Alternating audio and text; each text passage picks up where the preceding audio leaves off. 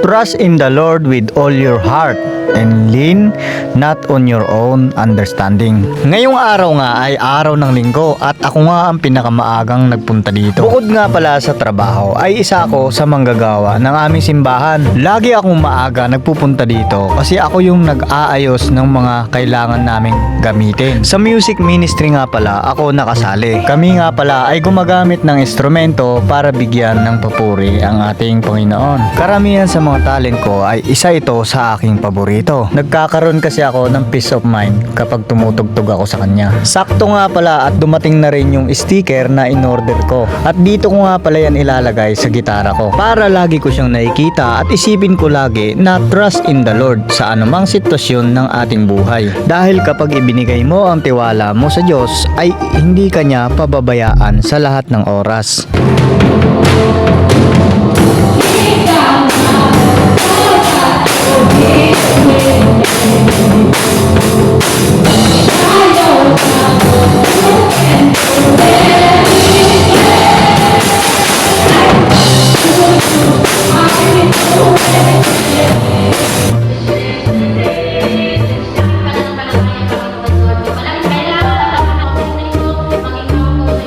Yan lang ang sikreto sa isang buhay. Trust in the Lord at hindi kanya bibiguin.